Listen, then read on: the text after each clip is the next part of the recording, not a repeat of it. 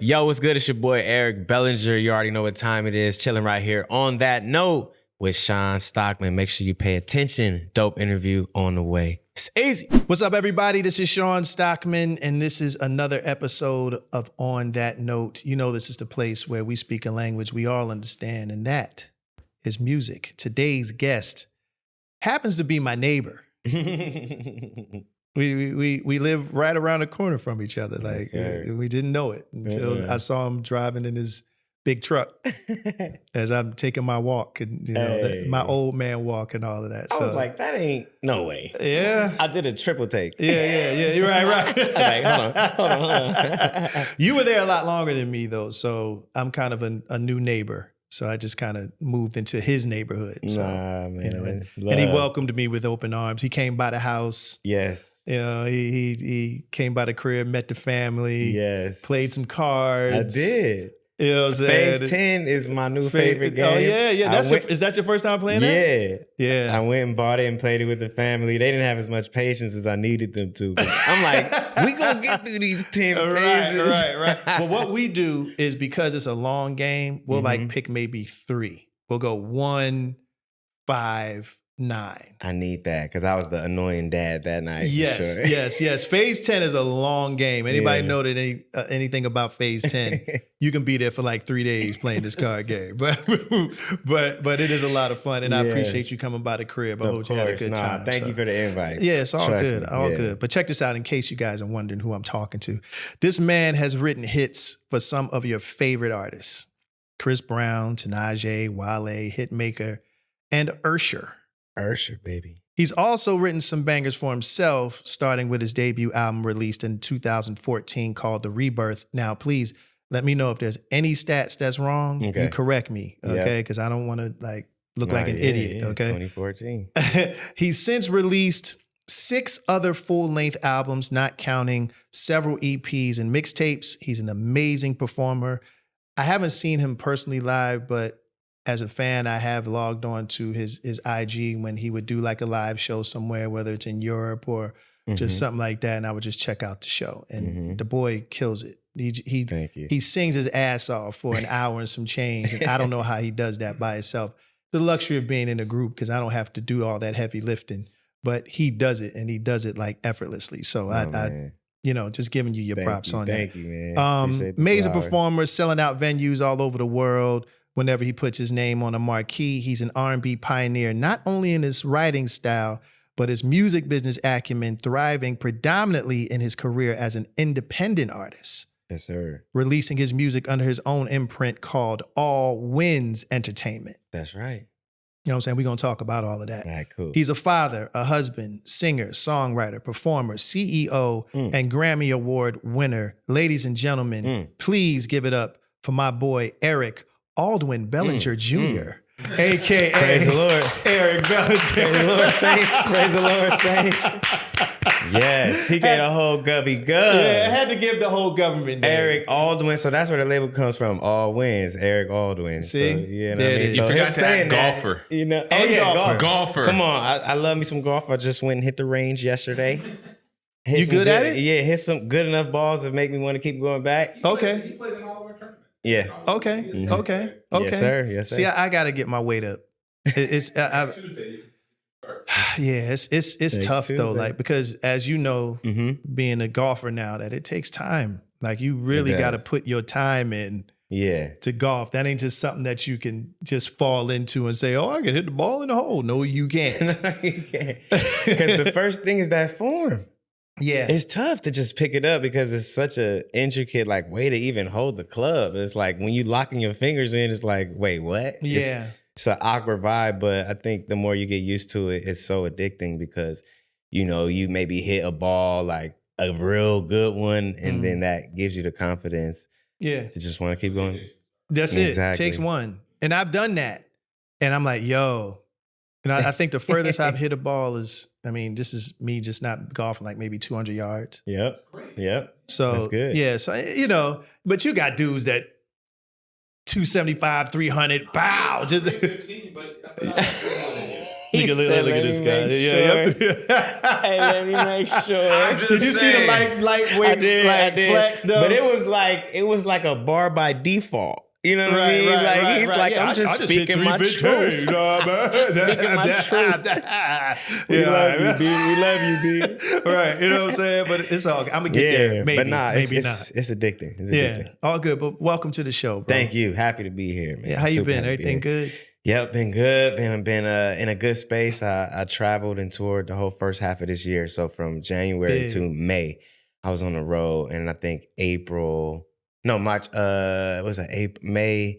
Yeah, so January to May. So then June really is when I got to try to get back into the new routine, you know, because even being gone for 5 months, it's like so much has changed. Like stuff just be moving, you know? It's like, man, I'm getting... Like you're getting out of prison. You're like, I'm like... New technology and shit. iPhone touchscreen now? I'm like, I still got my BlackBerry. the side scroll on it. The side scroll. No more BBMs. Yeah, so it's like now, it's like it always is just a shift. And I think my biggest thing that I pay most attention to is trying to be present for the shift every day. I don't want to be in the past or the future. I always want to try to be as present as possible. That's important. That's important because the present is honestly the most important because you do more in your present than worrying about the future or dwelling on the past. Yeah. So you have to deal with the obstacles, the projects that's in your face at this moment because it sets up what the future holds anyway. So that makes perfect sense. One of those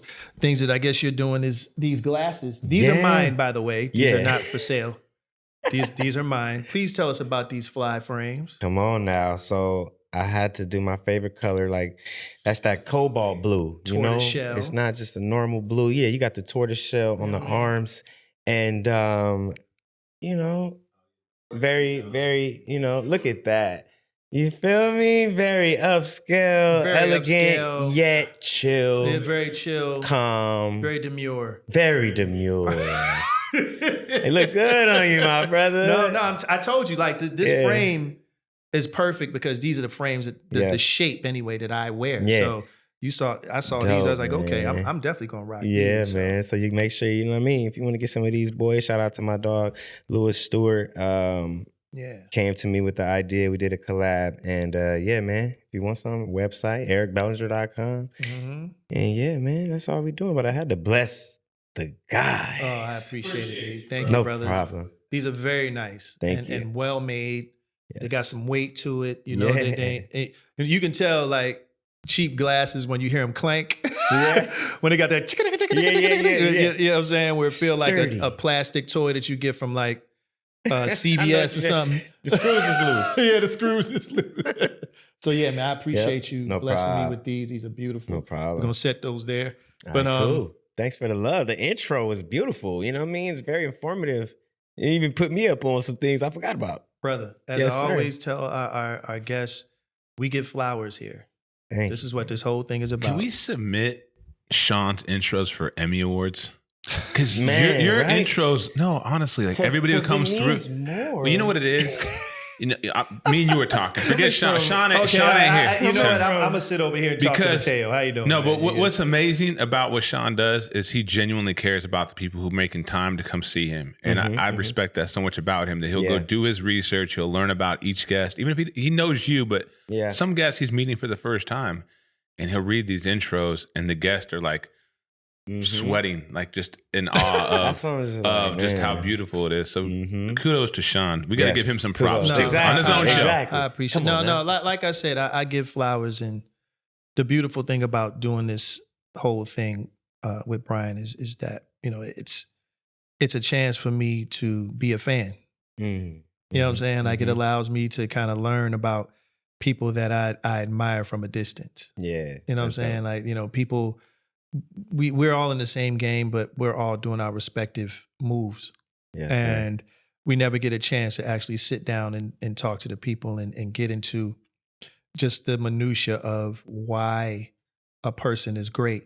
And this has always been and always will be a safe space for artists to come through. Yeah, I'm not gonna ask no hot take questions. I'm not gonna ask no controversial mess or anything like that. I barely cuss. But I try to keep it where everybody can enjoy it, learn something from a person that they may not know existed. Mm-hmm. And then after this conversation actually becomes a fan. Yeah. That's what the whole point of this thing is for people to get to know you as not just an artist, but as a human being. So which is why I give the whole Gov names too. Yeah, you need it. Because everybody don't know Superman's real name is Clark Kent. Mm-hmm.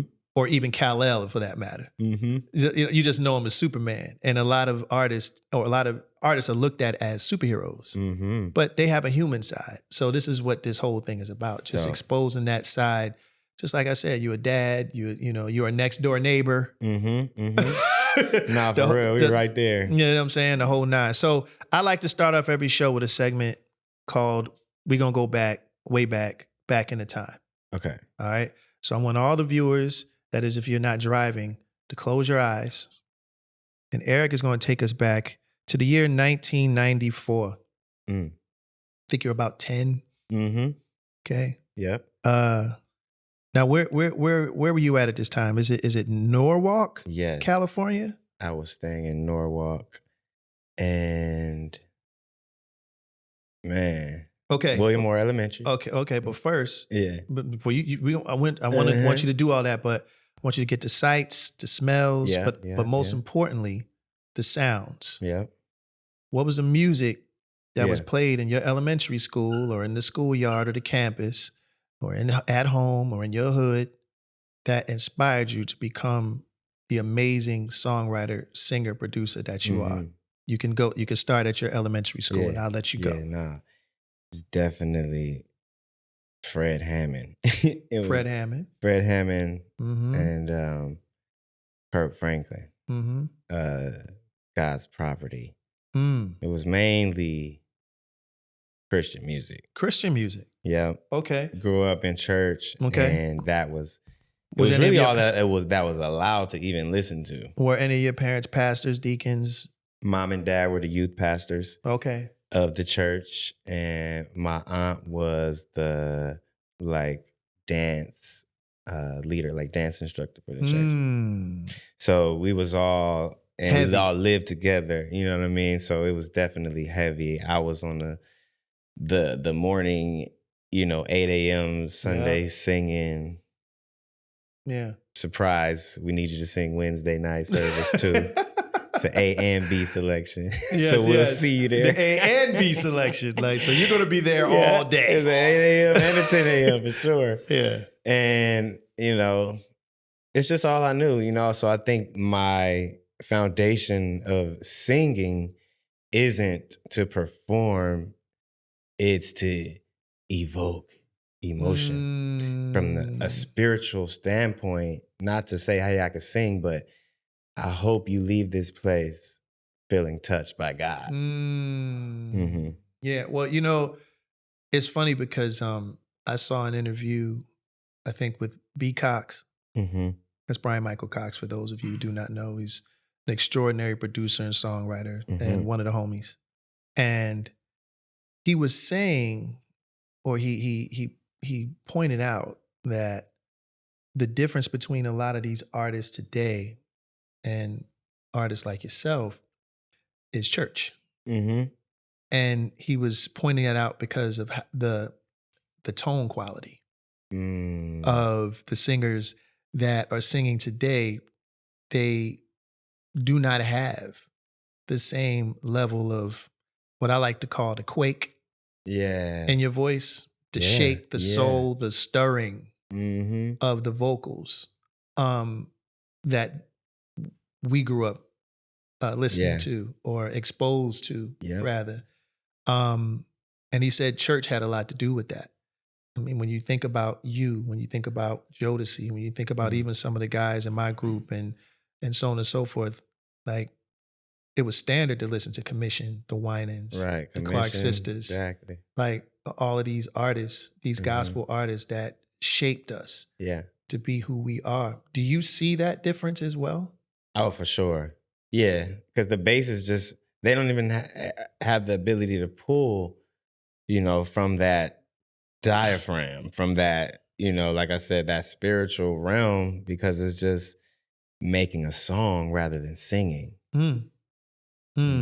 Yeah, because it's like even the melody selections. That's what I think is the cheat code. The melody selection, that's what separates everyone. Like, the melody is the most important thing. Like, I don't need no words, nothing. But even Lauryn Hill, when she redid Killing Me Softly, that was like, that was everyone's favorite part. Right. There's no words, so. And I think it's just a soul thing. I think it's a classic thing because, for me, it's a combination. When I got, older and started finding out anything music, it was always, it's going to be classic. You know what I mean? Joe, like, that's the first CD my dad, I was like, like, okay, Pops, what you got? This ain't Fred. Right. This is some secular music. Right. Secular is what they called it. So I remember Pops having a Joe album, and that was just a classic R&B album. So I was slowly able to, intertwine the worlds, but it started off in that belting out style of vocal. Yeah, it shows, especially in your live shows. But okay, since we're talking about Joe, I mean, I know you listen to gospel music a lot, but what were the first secular albums artists that you listened to? Blackstreet. Remember the album that had the tall black letters on it? Yep, for sure. Yes. Brandy, Full Moon. And that was one of my favorites. Yeah, and then, great album. Man, it was Jagged Edge. I loved like J.E. Heartbreak. Yeah. I got into R&B a lot later because I was only listening. So really 90s, I was still R&B. I mean, gospel. So like 2000s is when I started listening to more R&B. That's interesting because you are one of the progenitors of the new style of R&B. Like writing the music that you write in a style and for the people you write for. Like, that's really amazing that you fell into the R&B world and practically just killed it. Yeah. Like, and became successful so quickly. Yeah, thank you, man. I think what I was doing in church was singing the gospel songs, of course, but in high school and in school, we all liked to freestyle rap. So I would freestyle rap every single day, like we battling at lunch, recess. And I think it's just the combination of like the cadences that come naturally from rapping, mixing it with the melodies and the soul and the runs. It's like it's all in my palette just from being exposed to it so early. Yeah, and that's what makes your whole thing really on a pioneers type of level, because you see a lot of rappers trying to sing. So it does go hand in hand, especially nowadays. Like rap, it's crazy because rappers call themselves rappers, but you hear more melodies from rappers than actual rap. Yeah, they say what? Auto-tune? Yeah, right. And that's auto-tune kind of got a bad rap mainly because I think people were overdoing it, overusing it, and it kind of got saturated. But I look at auto-tune like a texture for your voice. At least that's what it was supposed to be anyway. People just use it completely as a crutch, but I almost like refer to it like a guitar and a pedal. Like you'll play something clean, a guitar, and when you hit a distortion pedal, now it's, you know what I'm saying? Like it just adds a texture. Got it. You know what I'm saying? And auto-tune was supposed to be that. Yep. But then it take me to zero. Right. Zero?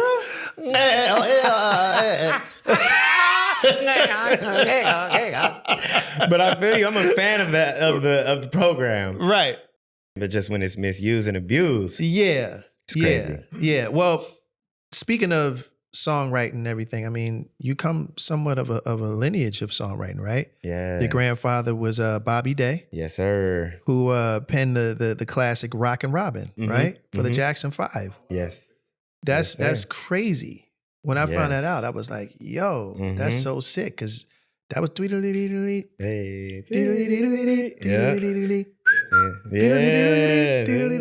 Yeah. So your grandpa wrote that. How does that's got to have like some level of pride in you to know that, you know, your family lineage wrote such a classic for one of the most iconic groups in music history. That was big, man. That gave me my engine, you know, and it was always the battery in my back. Like grandpa did it, I could do it too, you know. And seeing him have the studio in the garage when I was 5 years old, crazy, was what led me to have that now studio in the garage. You know what I mean? Right. And it was a perfect, you know, example of me to just believe. But he did, you know, Rockin' Robin was his song first that he released. So he's also an artist, and, you know, for him to be able to do both, it just gave me all the faith necessary. Basically doing what you're doing now. Exactly. That's crazy. Any advice, any jewels he dropped on you that you that you think of, that you apply even to this day? It was more of a lead by example. Just because I was 5, like my biggest memories is just watching him on the keyboard, on the piano, and realizing how whenever everybody was here, Grandpa was over there. He was over here, he's working on something. He's, you know, in the studio coming up with another song, or on the road with his group, because he also performed and toured even in his later life with his group, the Hollywood Flames. And you know, to see movies and hear the song start off with the kids on the playground, and, you know, all those different moments were just all innuendos, like, oh yeah, this is bulletproof. Right. This is fail-proof. It was kismet. It was almost like you were meant to do this. Yes. Because it was in your bloodline. Now,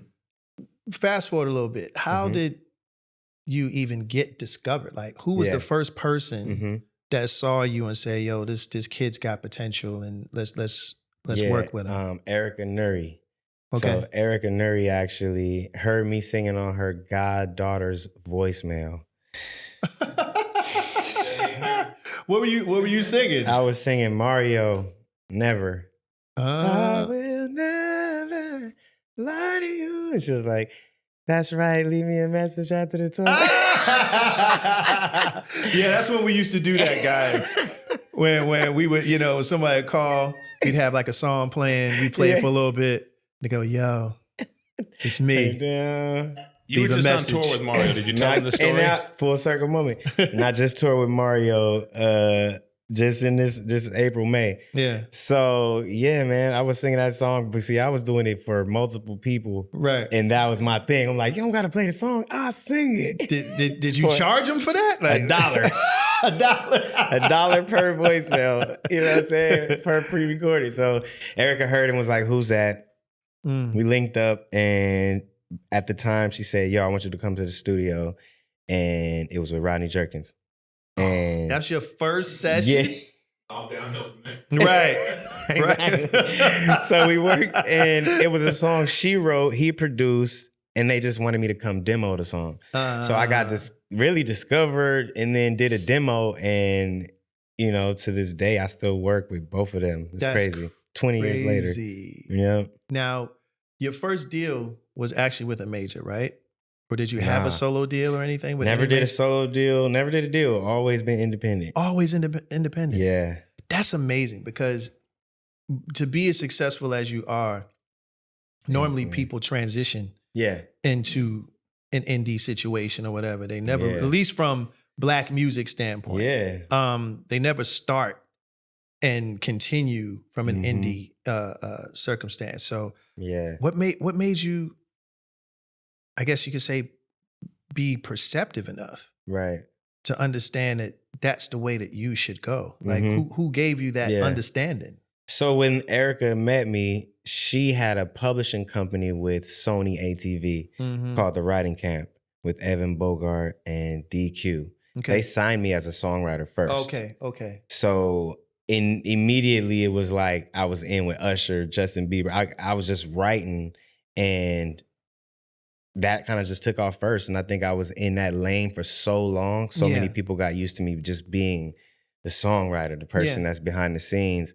And after a while, when it was like, all right, I'm ready to start dropping my own music, it was like everything that I was trying to do I was feeling like held up, trying to wait for labels, trying to wait. I feel like I had missed the window of that major label window. You know what I'm saying? Just in general. So it was like, man, everybody was promoting dropping your music yourself. You know, I think I caught it early to where it was like, all right, if I'm able to try this out, and I had enough funding just from my writing career that I was able to take care of music videos, take care of artwork, and I was getting the money monthly. So I'm like, this is the only thing that I'm getting paid monthly. And the more music I dropped, the more albums. I was like at 4 albums a year at one point. It was just stacking up the monthly. So it's like, this is all profit. I'm coming up with these songs for free.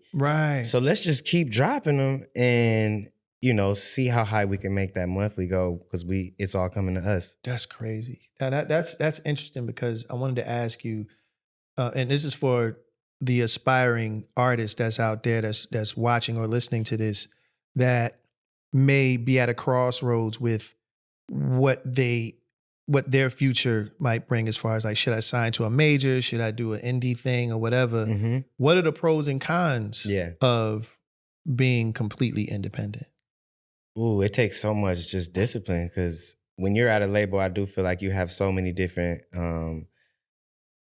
just people and, you know, different departments that can help marketing, that can help branding, that can help with the graphics, that can help with your styling, that can help with your imaging, that can help with your A&R, your beats, your paperwork, you know, split sheets. It's so many different things that you're able to free yourself from and just be the creative artist. But when you are, you know, operating as an independent label, now CEO, now, you know, business person in this music industry, it's like so many different things and responsibilities that you have to take care of, including disciplining your personal funds from your artist's career funds. That part. Because it's like, what if you really want to shoot a video and there is no album budget? The only budget is your personal bank. That's right. So now it becomes believing in yourself to a point where you're delusional, because you see something that maybe no one else sees because you don't have the proof of concept yet. But I think for me, I was able to always like spin, make, you know, that the checks was like, oh my God, where's the money at? 75,000. Like, oh, you know, so it's like, I always just feel like, what is going on here, you know? But I think that is it. When you have your own business, any business owner, white, black, brown, Mexican, Chinese, you know what I mean? Like, we all go through the same thing when it comes to, you know, believing and pushing towards our dreams. EB is the prime example of give us this day our daily bread. Exactly. It was like, yo, what's up, man? We want you to do this feature. Okay, how much? 30. Cool. Perfect. But it's like, you see what I'm saying? Like when you're working with those type of numbers, it's like, man, I could go out here and push for the guarantee 2,000, 3,000 a week, 4,000 a week, 5,000 a week, whatever. But it's like, I'm gambling. And I mean, it is a gamble at the end of the day, but it does pay off. And the thing is that when you know that you have a vision, I mean, I always think of when Steve Jobs said with his whole company, it started with what he imagined the world could be like, and then he put it into play, and it cost him a lot, and almost cost him his marriage and the whole 9 yards. But he changed the world. He changed the world with a thought. Yeah. And that's where it starts. It starts with the thought process first, and then you make it from alchemy. You just create it, make it come from, to fruition. Exactly, that energy. Your first major placement. What was it? First major placement was Selena Gomez. This guy, like his first, right. His first recording session was with Rodney Jerkins. His first placement was with Selena Gomez. Like, at Jesus. The time, look, she was a Disney artist at the time. Still, Selena Gomez? She was a Disney artist at the time.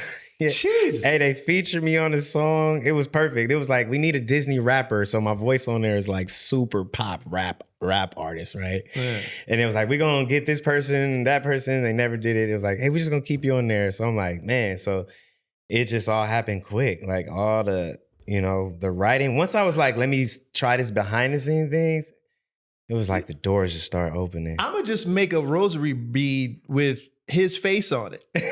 And I'm going to just put it around my neck and I'm going to just wear it. Then I'm going to just walk out the door and see what happens. Go listen to that. Hey, man, you want a label? It's $6 million. Oh. That's it. Thanks, That's what Eric. I'm saying. That's what I'm saying. Those sunglasses I'm not taking off. Right. The sunglasses got all the good mojo. Right. Hold on. It's the shades, man. I was like, damn, first placement. Man. I'm telling you, they just threw me in. It was like Erica took me under her wings and was like, I was in big boy sessions right away. Damn. That's so great. Crazy. Well, speaking of his career and what he's done, the Rebirth. Yes. I remember listening to that album. I think I was in Europe at the time. Mm-hmm. And this was years after it was released. So I was kind of late to the party. Mm-hmm. But I remember listening to it and I was like, and you got Usher doing some of the drops or whatever, the talking, between. Yeah, the talking in hosting between. It, yeah. I remember saying, yo, I just love this album. Like, wow. The flip on. Oh yeah, imagination. Yeah. Oh yeah. my gosh. Wow. I really enjoyed that album. And it was one of the reasons why, again, I started following you on Instagram. And like I said, you would do live sessions. You would be in the studio. Writing. Or you would do sound check and I would always click just to hear it, that whole thing. And that's where I really became a fan of just your style and just your approach on music to the aspiring songwriter out there. Mm-hmm. Where do you pull? Because you coming from a gospel background, I would have never known that because of how modernized your writing is. Yeah. So where do you pull as far as inspiration? Man, I think it's really the ability to, like, when I first started writing, I was in with so many different artists that it helped shaped what I wanted to do. So it was like I was in with Usher and Chris and Justin Bieber, and we're writing songs. And I'm taking a little bit from every session. Like, okay, I like how he did this. I like how he did that. Or, Tank, I was able to be a fly in the wall when he was doing a lot of the Sex, Love, and Pain album. And just studying pockets and studying how I was able to do the most on a song while still feeling like it was like simplistic potency. And it just came from working with other people, just collabing, co-writing, because when you are just the artist that I'm here to perform, you writing off your own experiences in life. You're not able to pull from the learning ability of song crafting.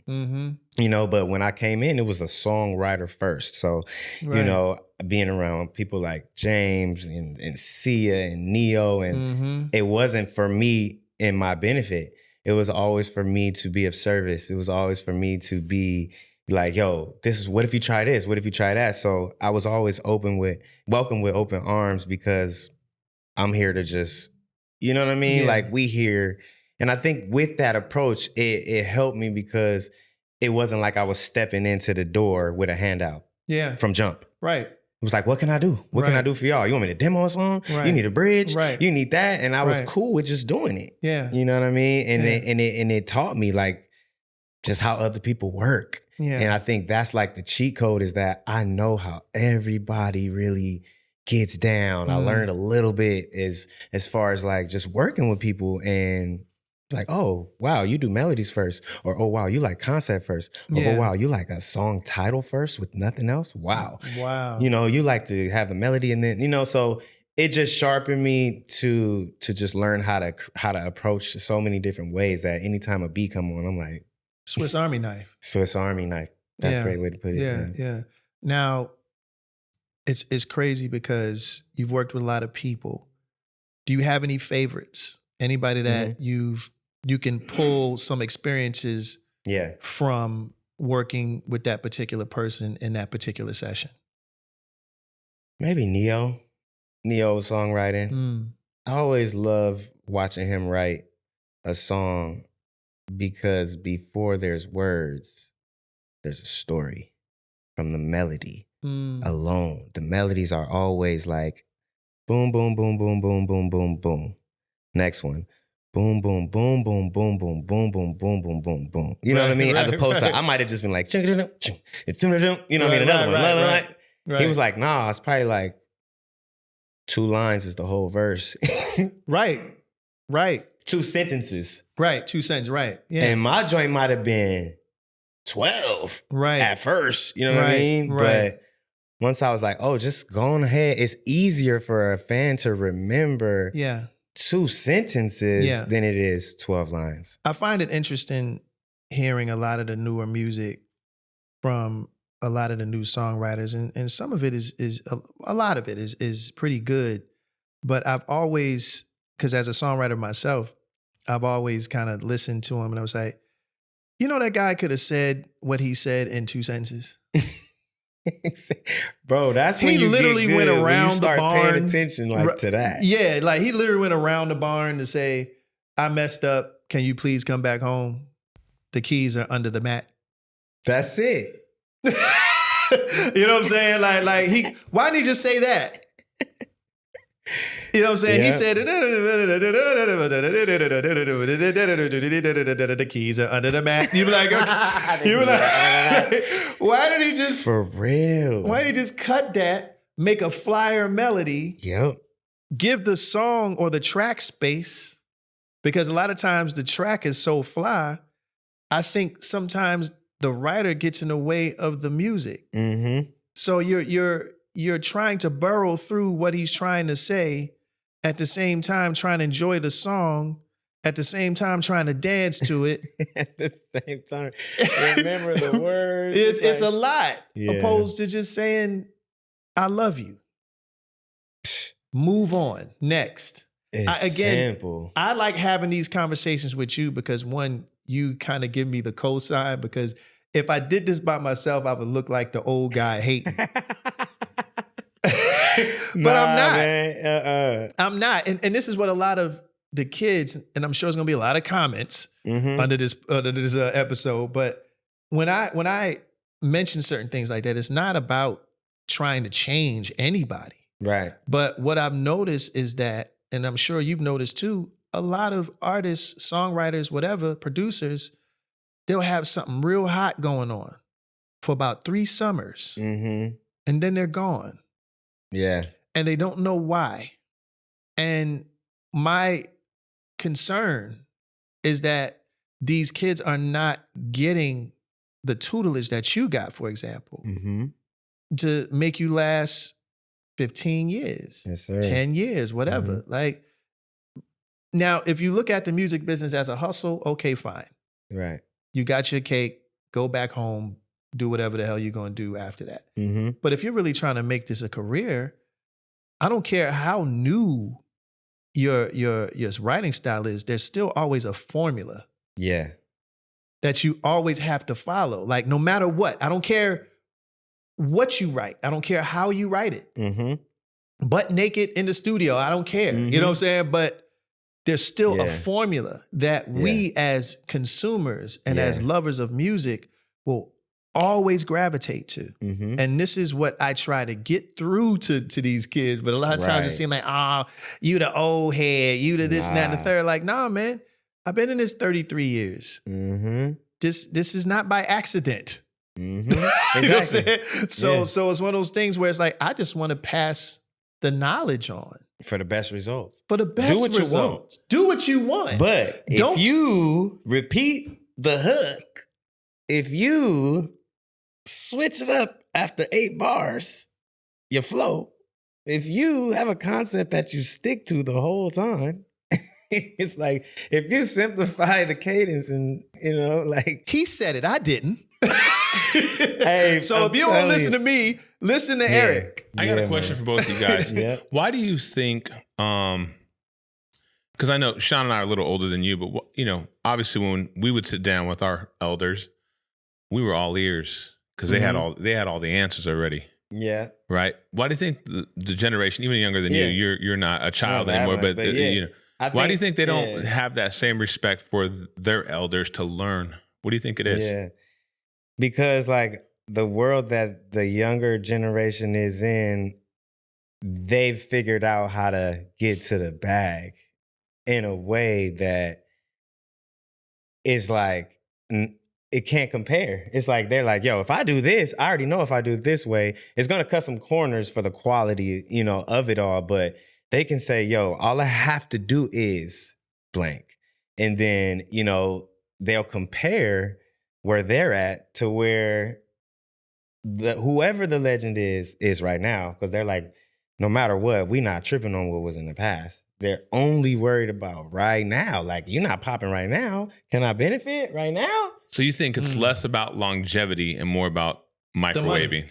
Yeah, because they like what's popping. Because like what he's trying to preach, and what he's trying to, it's like, this is how you end up like me for 30 years being relevant versus 30 days being relevant. Mm-hmm. Yeah. Yeah, I think that music, they're not basing it off the music and touring. They haven't even experienced that. They're not even thinking about that. They don't know what a radio sync check looks like. They don't know what a touring check looks like, a brand partnership. They just like, yo, if I can go viral, you know what I'm saying? Like, so they're looking to go viral. And I think that is where it's at, because even businesses are looking for the people that are viral to help promote their brand. Yeah. So it's like, they looking at it like, man, we know how to do this marketing thing a lot more than you do now.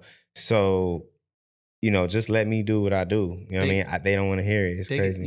I hear you. They get caught up in the hype beast of a corporation knocking on their door or Eminem saying, yo, we want to use your record for this, that, and the third. And a lot of times it's a nice check, especially coming from where a lot of these kids come from. Sure, it's great, but understand this. If someone's able to give you $100,000 for your song, that means they're going to make 10 times that.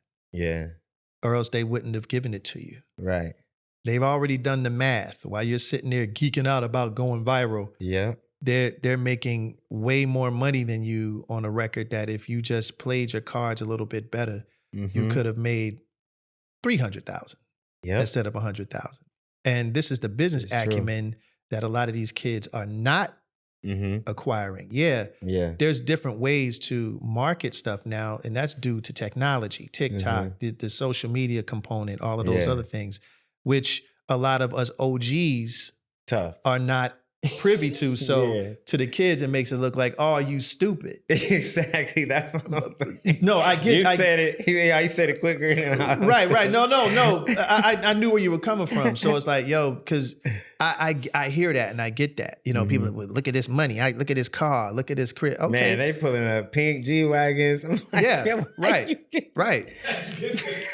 How'd you get this? So you got to say what? Nah. Right. But then when you get into the deeper part of it, though, you realize that, wait a minute, that pink G-Wagon was leased. Right. And ain't nobody teach you that, though. You know what I'm saying? Like, why are you renting that house? Right. Exactly. This is where us old guys come in to kind of teach you how to really manage your life. Yeah. Not just your viral moment. And by the way, ladies and gentlemen, there's a difference between going viral and being legendary. Say that again for the people in the back. There's a difference from going viral and being legendary. The term viral comes from the word virus. Wow. The prefix. It's a virus. You're a virus for 3 months. And then there's two things that happen to viruses. They either spread and kill everybody, or someone kills it. So when you're becoming viral for the moment, And there are a lot of moments that's going on right now that people are trying to cash in on a viral moment, not understanding that a virus, you get over viruses. Wow. You know what I'm saying? Like you know, it's for the moment. You got your 15 minutes of fame. The clock runs out. What next, son? And this is all we're trying to convey. Yeah, Do you? Please, because the music business is built on innovation. Yes. And regeneration and all of those things. Do the next new, be the next modern day Babyface. Be the, you know, all of that. We need that in order for music to continue to progress. Yeah. So while you're doing that, tap in with some of the OGs. Yeah. And say, okay, I know what you're doing here. This is how you take it from point A to point B. That's it. And we'll leave you alone. That's it. That's it. Because a lot of times what be killing me is like, yo, you know, I'm only saying this to help. You know what I mean? That's it. I'm not going to be able to get nothing off of this. So I don't want nothing from you. It ain't for me. Yeah. I just want to see you grow. That's all. As a peer, as a person who didn't see the industry as a hustle, but dedicated my life to it and still do to this point. I care. Yeah. So sue me for caring. Yeah. I just want to be able to show you, yo, man, that's dope. All right, this is what you need to do next time. Yep. Speaking of that, because this has been the reason why I'm bringing this up is because remember when Clubhouse was like a thing during the pandemic? Yeah. And nobody could go outside, so everybody was talking to each other through this app. Yeah. And there was a guy that was on the Clubhouse thing. I won't mention his name. He basically said, now this was us, a couple industry people, and a few fans, that up and comers, people that want to know, hear some jewels. Yeah. You know, from people that are experienced. It's like, yeah, you know. Typical industry right, voice. Right, you know. yeah. They always start with, you know what I mean? So yeah, you know, Bridges is out. We don't do Bridges no more. You know what I'm saying? Bridges is a thing of the past. Not an exact. I said, what did you just say? He's like, Bridges is gone. We don't do Bridges no more. I said, you know, you just told a bunch of kids, a bunch of artists whose whole life is based off of freedom, of doing whatever they want to do, that they can't do something. Yeah. Like, what are you doing, bro? I was like, Bridges are alive for as long as the fuck they want to be. Exactly. You know what I'm saying? Like, how do you tell an artist that they can't do something? Don't discourage the bridge. Don't discourage the bridge just because you can't do it and you haven't figured it out. Yeah. I was pissed off and I hung up. I got off the line because I was like, yo, this is taking a terrible turn. But I left. But before I left, I said, kids, do not listen to this man. Oh, wow. Yeah. I said, if you want to put a bridge into your song, you put a bridge in your damn song. Period. If you want to play it with a banjo, I don't give, who gives a shit? If it sounds good, then that's all that should matter. Yeah. Shawn, so, why are they discouraging this? I think that's the more important question here. I'm confused too. Like, it's laziness. Is it like, because I wanted to ask you about that. Like, because we've had conversations in your studio about this. And quiet as it kept, folks, Eric has got some amazing songs that he has not released. Like beautiful, beautiful records. Songs that to the unlearned listener of music and thinking like that guy that I just mentioned would seem old or whatever, but are absolutely beautiful. And I asked you, I don't know if you remember this, but I asked you, I was like, bro, what are you doing with these records? Beautiful. Still waiting. It's that mentality. It's that mentality. People thinking you don't need it. It's like, all right, cool. I'm an artist and I'm sensitive about my shit. I get it. I need people to be appreciative. I get it. When we, hey guys, let me know when we're in bridge mode again. Right. Because he got him. I got bridges. He got him. Because I want you gotta have, because that used to be the most part that people look forward to in the bridge. Because now we've been here for 2 to 3 minutes. So now you come with this It's in only 8 bars. That's all we asking, Mr. Creative. Can I ask a question? Give us something. Take us on a quick little journey and summarize the song. Right. Can I ask? I want both of you to answer this question. We'll keep it a little more simple. Mm-hmm. Your top 3 bridges of all time and your top 3 bridges of all time. I think that'd be a fun little moment since we're talking about how we'll let the guest go first. Oh, that easy, man. Because I'm old and I got to think. Oh man, he has to meditate first. Yes. I think End of the Road. Come on. Okay. You gotta say that one. You gotta. You took his. You gotta say that one. I like that one. That's pretty good. Sleep at night. As soon as it came in, it's like nothing else mattered. I'm sorry, but you know what I mean. So it's that, and then let me see. For me, Usher, you got the "You Remind Me" bridge. You know, and also what else, man? There's so many of my. One more. First thing I'm thinking is Faith Evans. I love you, Faith Evans. Yeah, I gotta go Faith. Man. Okay. Yeah, those are all deadly. You know what I mean? Like, yeah. I mean, we can go on and on with this topic, and it's funny. Shout out to Antonio Dixon because he asked me about what would be what would be your favorite bridges, and we went through this list, and I forgot the ones that I mentioned, but let me see if I can. Shout out Tony, man. Let me see. And no Boyz II Men records. No. I would never be that cheesy. All 3 are Boyz records. Let me see. This is kind of an obscure one, but it's a Faith Evans record. It's a can't nobody like it down. Yeah. Right, it goes doom. I thought that I was wrong for wanting to be with you all the time. I never knew that you were playing games with my mind. Like that. Like Faith always had dope bridges. I feel like you can throw a few Casey and JoJo songs in there too. I mean, well, what's funny is my favorite all-time Jodeci record is I'm Still Waiting. It's been so long since I touched a lady, and I'm still waiting for you to come back to me. Was they bridge heavy? Like, They did some bridges, but I think it was the tag that I loved. Oh yeah, vamp out.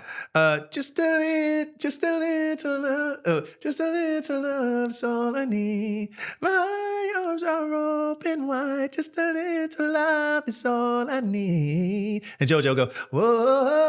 Oh my God, JoJo used to go so like. Then he goes, is he full or false? Man, listen. Yeah. Like I can't. Honestly, you kind of caught me unawares. I'd have to think about that. That's okay, because I think you get a more like organic answer. Yes, but which is kind of cool. But the point is, and what Eric mentioned is, bridges. It basically sums up the record. Yeah, and it sums it up with a powerful message at the end of it. Yep. Like, it explains why I sang the first verse, the second verse, and the chorus. Like, it breaks it all down. Here's what I'm trying to say to you.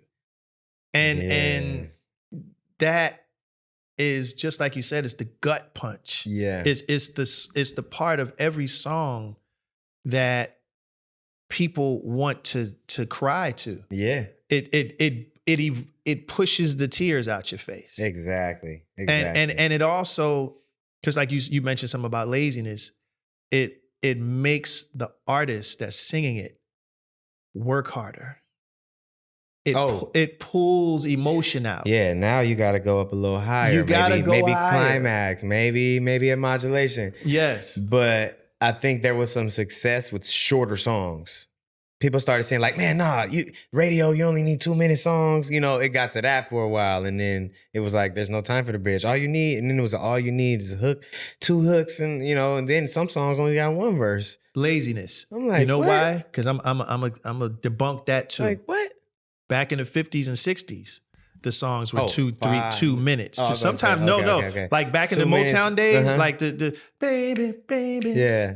where did our love go? Like that song in its entirety might be 2 minutes and 30 seconds. Still had a bridge? Still had a bridge. Wow.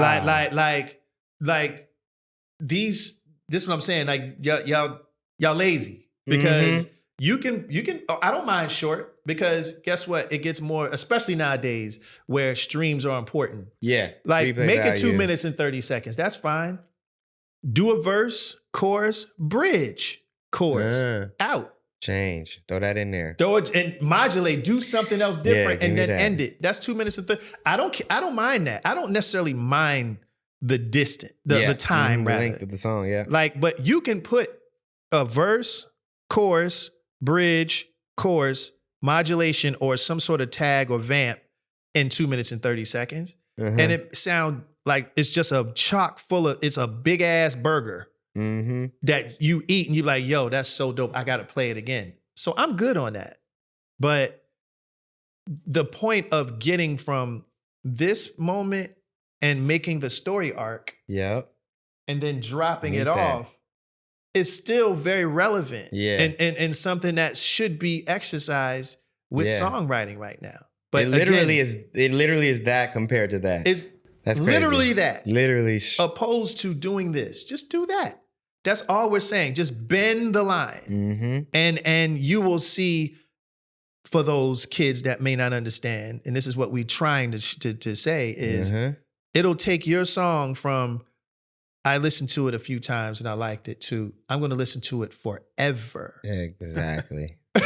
He ain't lying. So while you guys were educating, I took the liberty of Googling top bridges of all time. Wow. Let's see if we agree though. Here's some.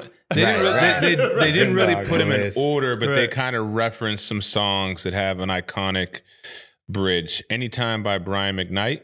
Anytime. I don't think that has a bridge.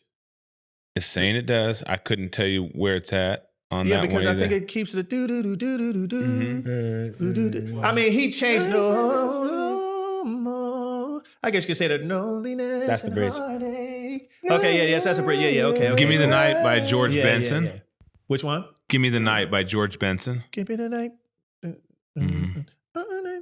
Oh, come around tonight and when I can. Okay, yeah, that's I dope. remember that. Yeah, I ain't gonna argue with that. That's Quincy Jones. What You Won't Do by Bobby Caldwell. What you won't do too far. Oh yeah. He's like a jukebox. Right, I'm like, okay, I'm just going thinking for a second. Daydreamer. Snow Allegra redid it. But you won't do for love. But the bridge, what's the bridge? I don't know. That? It could be it could be a bridge or a B section. It could be a bridge. Yeah. It could be a bridge. Because it's an up tempo. So it could. EB, you should be able to know this one because this is a little newer record. Your Body's Calling, R. Kelly. Your body. Yeah. What's the bridge? I think he's just saying, I'm listening, baby. I'm listening, baby. Yeah, I hear you calling me. I hear you I think that's it because he keeps it the same, which is one of my favorite R. Kelly records. Yeah. Let's Get It On, Marvin Gaye. Okay, yeah, it's a classic. That's a classic bridge. And then the last one listed here is Be Without You, Mary J. Blige. First song B. Cox. I ever shed a tear to. Yeah. Be Without You, Mary J. Blige. Yeah. I was like, is that a tear from a song? Oh yeah. That's a tear. Wow, I was driving. I'll never forget. I'm like, wow, I didn't even know music could make me feel like this. Of course, I was going through a breakup at the time, but well, there you go. And that song I fell right on connected time. so crazy that it was like, wow. B. Cox produced the hell out of that record too. So yeah, bridges are extremely important, and they should be implemented back into songs. And all it takes, guys, is for you to listen to more than just 4 bars of a 90s loop for you to take Like, what's your favorite genre of music? 90s. Right. Let me hear a bridge. A bridge? A bridge? A bridge or who? Like, bro. Listen to the whole song and not just the part where you're going to sample and recreate another record. I'm just saying. Nah, that's good. That's good stuff. We challenging you. We challenging you to do a bridge. Yes. Shout out to EB and shout out to Summer Walker, who does bridges. Keep bridges alive. It keeps them alive and that whole feel. That how songs used to sound like, I think is one of the reasons why she is successful, because what Summer, just like you, you tap into what was. Yes. As well as what is. Yes. And that's important for progression. The reason why Usher, Chris Brown, Beyonce, all of these people are successful, and I've said this before, is that they remind you of something that already was. Yeah. You can always hint back to a Chris Brown record or Usher record or just his persona in general. Like, he reminds me of such and such. Yep. Like I or you hear a song like, I've heard this before. That familiarity can't be beat. It's like, now I don't have to relearn this because our mind already rejects something that isn't familiar, that we've never heard. Like, I don't want to hear that. But once, even if it's a sample or if it's a melody that's reminiscent, long as it ain't past 6 melody changes, 6 note changes. Yeah. You know what I mean? It's like, I'm doing that every time. So I'm already doing that. I'm already writing songs trying to have a throwback feel from a song that was a hit. You're not going to know because I'm going to camouflage. It's going to be a different music. I'm going to have a harmony on there, maybe an ad-lib, but, different concept. But these melodies are recycled. Let's be clear. You know what I mean? You just got to throw your own gumbo to them. I'm going to tell you a story that I heard Freddie Jackson say.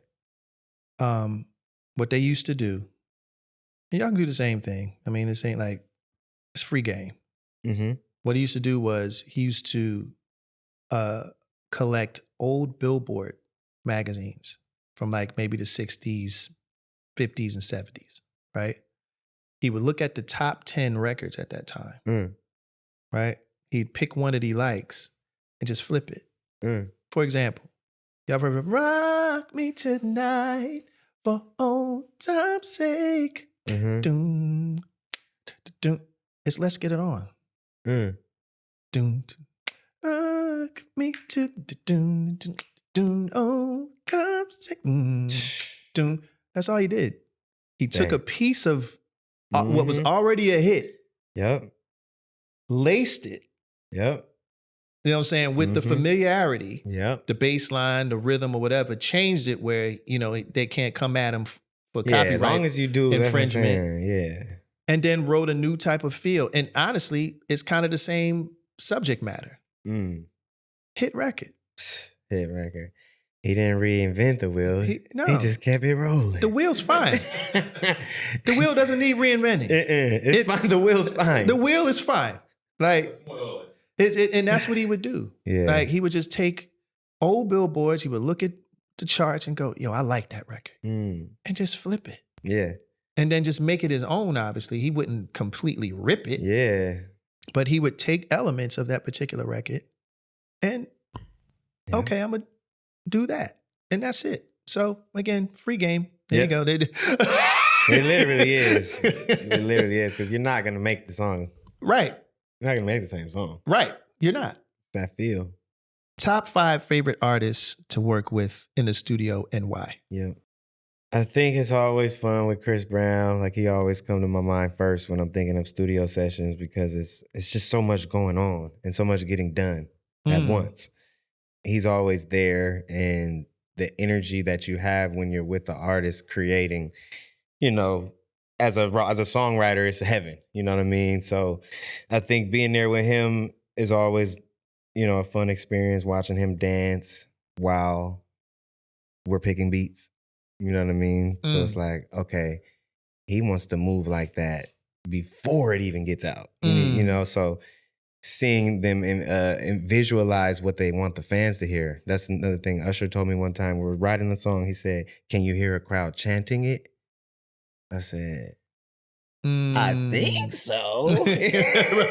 Right. You know, and I think that when you're an artist / performer, which equals superstar, those are the things that you look for when you're creating the song. When it's, at its consumption, once it's in the studio, you have to treat it as if it's the stage, so that also learning what my key is.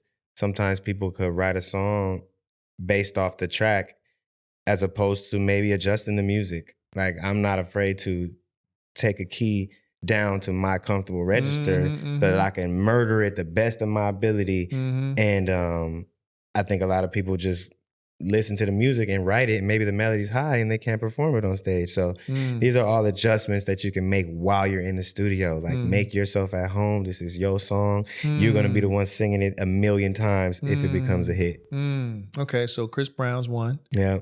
And by the way, definitely. Please invite me to a Chris Brown session next time. I would love to just kind of be a fly on the wall and just hang out. All right. Nah, so sure. That's Chris. That's one. Give me a few more. Definitely Usher. Shoot, like these, I'm naming like my favorites, like Brandy. I worked with Brandy, and I remember the first session that I had with her, she checked me to get out of fan mode. You know what I'm saying? I was just like, she was like, "How's that take?" I'm like, "Amazing." How's that take? Great. Want to stack it? You know what I mean? I wasn't, everything I heard, I heard the fanness in her voice. So of course it's like, that's crazy. You know what I mean? Every single take. But I think she taught me to keep my composure and, always know that when you're in the room that your presence is necessary and, you're called for a reason. So be you confidently. So maybe another person, this is an interesting one, Beyonce. I did like a month-long camp with her, right? And writing songs. Cause I'm thinking like, man, with Shawn Stockman. I'm telling like the biggest hit moments, you know what I mean? Like I remember having songs, she's about to go in the studio and cut the song. And just hearing the difference of before and after. A Beyonce demo before and after is like, it's crazy. Like, especially if, the demo was like, just real chill, like sometimes artists don't want to hear too much because they want to do all the vocal arrangement to their liking. So I remember hearing so many different harmonies and layers and stacks and just the arrangement that just made me feel like it was a completely different song. So I learned that a vocal arrangement can make the difference between a song. 100. You know what I mean? Because that skeleton compared to those layers and the pads, not just harmonies on the words, pads that make, you think it was a music, but it's no. A lot of times it's vocals. It's vocals. Yeah. And man, I gotta say Rodney Jerkins, man, because he's the most competitive creative I've ever worked with. Competitive in what way? We're going number one. We're going number one, bro. Otherwise, get that out of here. So it's a higher level of like push and, keep going until we're all satisfied. I think looking at the way that he will take a song, because like with Beyonce, I'm saying vocals, but with Rodney, I'm talking music. So he might add so many, like, how did you keep hearing these things that I didn't hear 5 minutes ago, but now they're so necessary to the beat. That synth makes the song. Or that, so I think also that, like that a song is never done, especially until it come out, because I might think a song is done. He's like, hold on, I'm gonna add some more post-production. I'm like, I don't wanna do too much to it. But it's like, if you know what you're doing, right? You do the magic that, makes the song. And Rodney knows what he's doing. He's called a producer for a reason. Yeah, for sure. All right, one more. Give me one more. Person? Session? I feel like James Fauntleroy. I think is an alien. James is an alien. Because it's like, he's the one that when we writing, I don't understand it at first. Right. I'm like, that melody's okay? He's an alien. I'm like, yeah. I'm like, you're just gonna sustain it? Yeah. Yeah. Yeah, It's just no rules. No rules with him. He wants to come up with the melody that's the most unorthodox, but oh yeah, that's simple and catchy. But it's just a different way to do it. You know, like he'll sit in the back pocket a little different. I'm a Fauntleroy fan. That's for sure. Like he's one of my favorite like songwriters, and I don't think he knows that, but he does. Yes. And he got to stop like ditching me when I text him too. Like it's me, man. Put the joint down for a second and answer me back. You're not putting the joint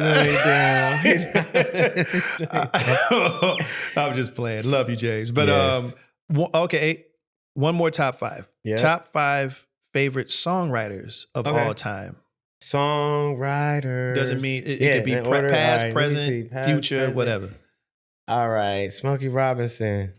Mm-hmm. Smokey. Smokey don't get enough flowers, though. Smokey. Smokey's crazy. Babyface R. Kelly. 3. And man, I gotta say Jermaine Dupri and Jermaine don't get Jonte Austin. Oh yeah, John. Yeah, like Jermaine don't really get his. No, Jonte's he's freaking. Yeah, I get it. No, Jonte's freaking amazing, and oh yeah, and Jermaine doesn't get enough credit. Guys, he wrote Confessions. Right, he wrote the Confessions album. That's all.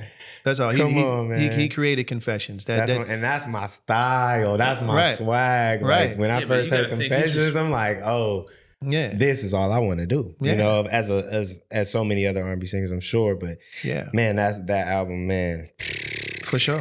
He worked with everybody. He's worked with everybody. TLC, Crisscross, man, and rap. You know what I'm saying?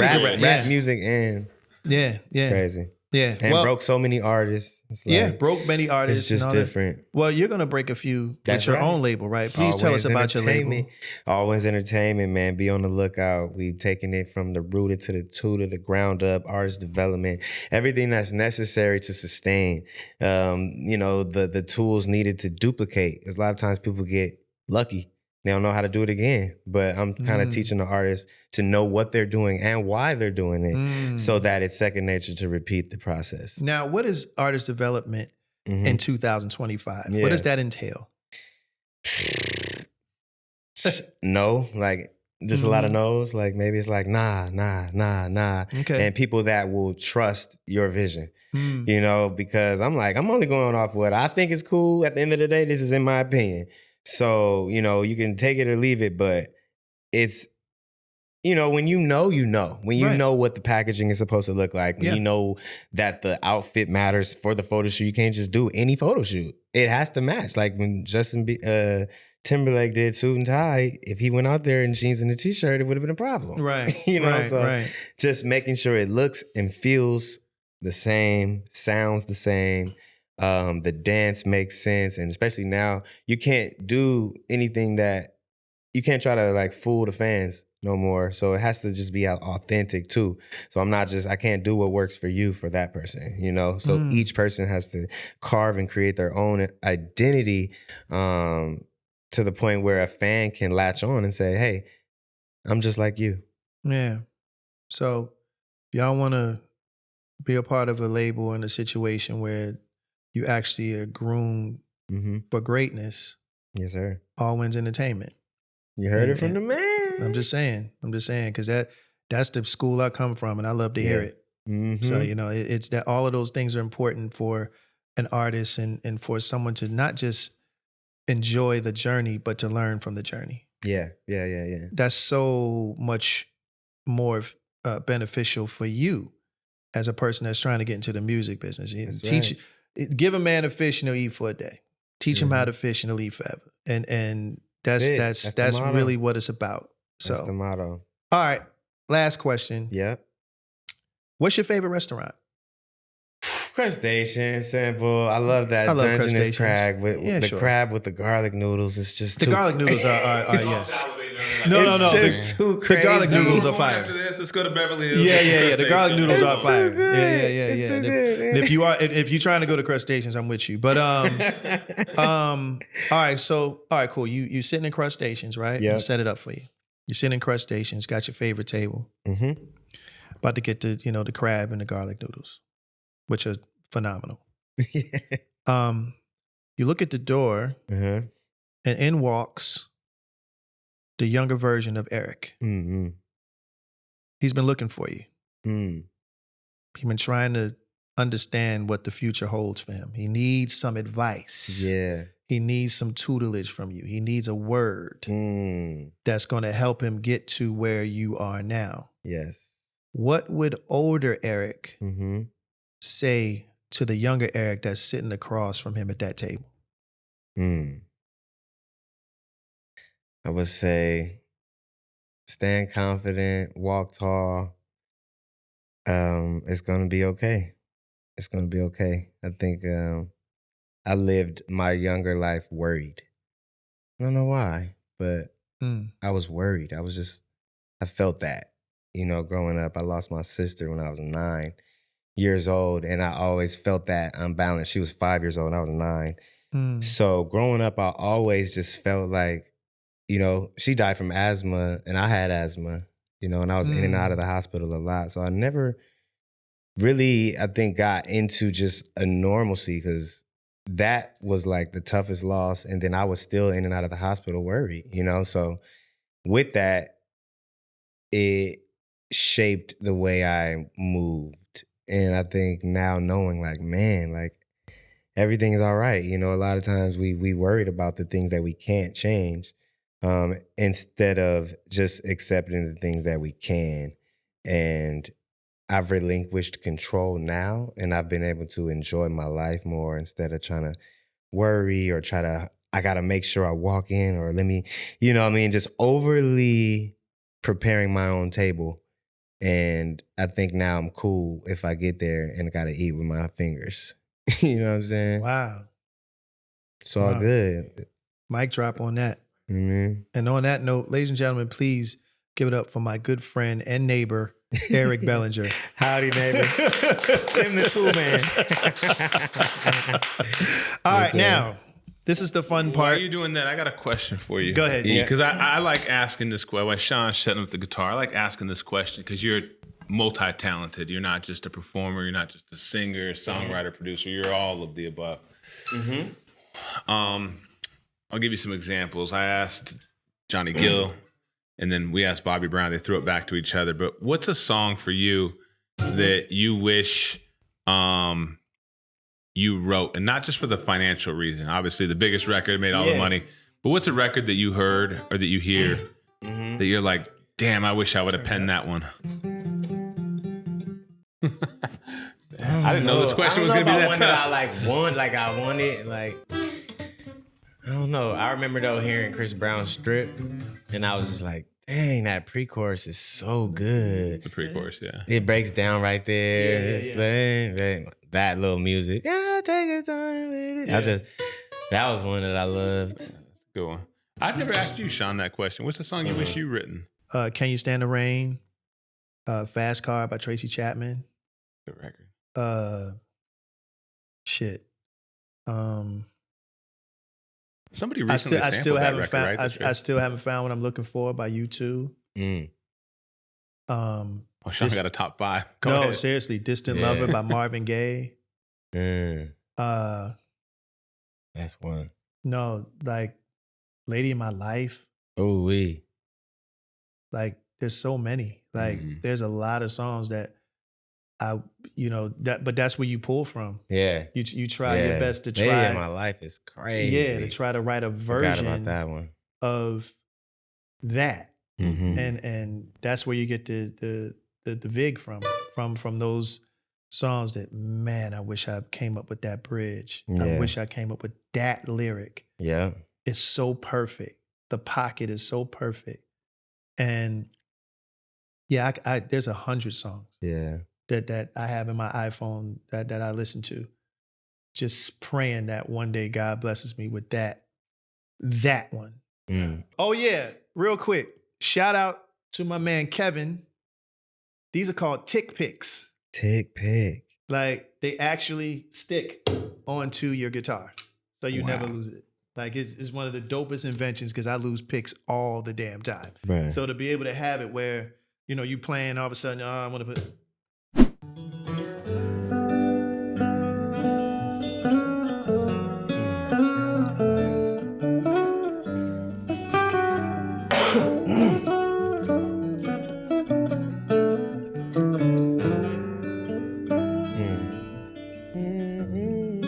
That bridge, pre-chorus hook.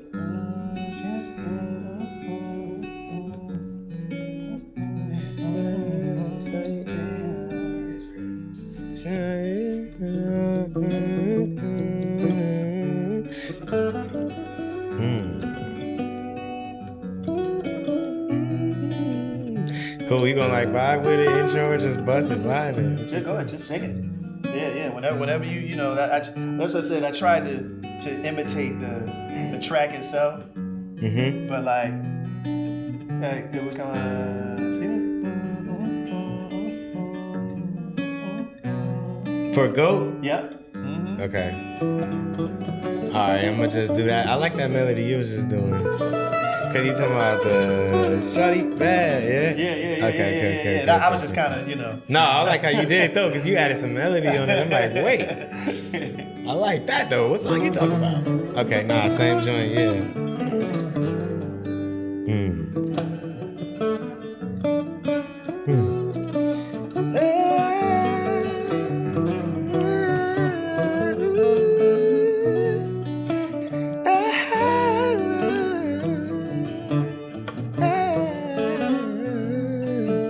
Shawty bad, slim thick, she my drug, she my bitch, and all I make, she be mixing with the red, she the plug, she finesse, she the one they call the gold, she don't stress, she don't trip, and she, so if I gotta choose someone, then it must be her, she been here since day one, I got some out to call her, babe, I guess we gon' have to go hit London, Paris, and Montego Bay, I guess I'm at to call her, babe, I guess she gon' have to scream my name, now every time that she comes to the crib, I'ma break her back like I break that bang, yeah, she the go, she the go, she the go, she the go,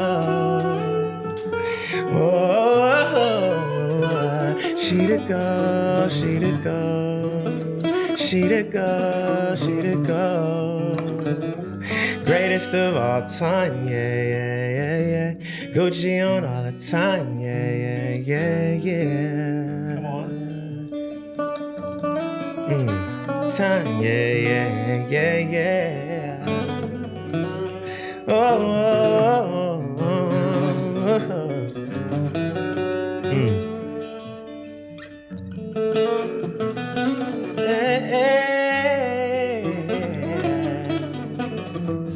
Gucci on all the time, yeah.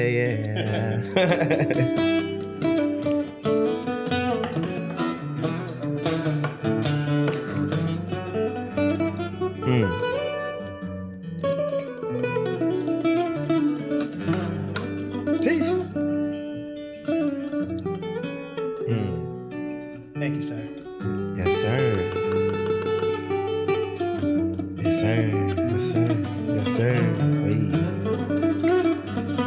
Jeez. That boy going. That's what I'm saying. That's what I'm trying to get there. Once I do that, I'll be like, hey, let me see the guitar real quick. We wrote this. I don't know if he remembers this. Jeez. And it's not mixed. We got that in common, but she's still missing something. You got a bag, I got a bag. we both manage. We both manage. Yeah. Yeah, I know you bad, that don't mean you gotta be so savage. She got everything she wants except what she needs. She can take care of herself and not better than me. Roses in the marble bathtub, but she still needs a man's touch. A man's touch. I did forget about that. Yeah. 25 days, but the bills paid off. They was trying to hide, but she turned them on. Left them on red and now she's ready. Left them on red and now she's ready. It's still very relevant. Very relevant. Left them on red and now she's ready. This is the important part. You went from saying bad bitches only to being sad rich and lonely. Bad bitches only to being savage and lonely. Here you go. Yeah. Yeah. You been out here chasing $1 million deals. You ain't never had no one to make you feel like you matter. Rats are climbing up the corporate ladder. Hey. Just trying to help you turn his house to a home, turn up into a home. Never seen no queen without a king. Ooh, I ain't never seen no queen without a king. Wow, you're unqualified. You're unqualified. Wow. Roses in the marble bathtub, but she still needs a man's touch. Wow.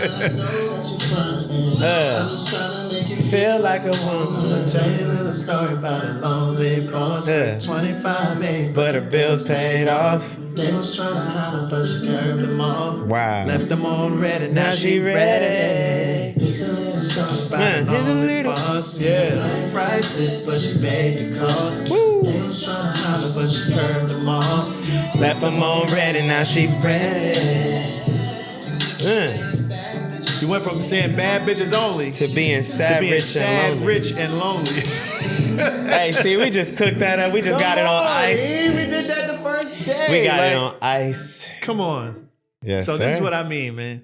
I remember having that topic, like that conversation, and he just went on his thing, and we wrote this together. So yeah, man. I hope one day this song sees the light of day. Yo, me too, man. I'm glad that people got to, just experience like you know what I mean? The realness. Mm-hmm. You know what I mean? Like they may not see but it's like, yo, like we really be locked in. We be locked in. And it's dope to, just let the people in. That's it. So once again, ladies and gentlemen. Oh, you see the shades.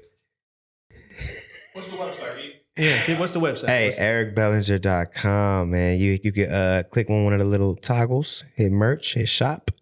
I got some clothes, I got t-shirts, I got hoodies, sweats, glasses.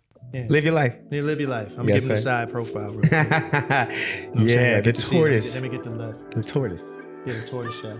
Yeah, hey y'all, and that was on that note. Hope you guys enjoyed it, and if you did, here's a couple more videos for you to check out. Do not forget to like, comment, and subscribe.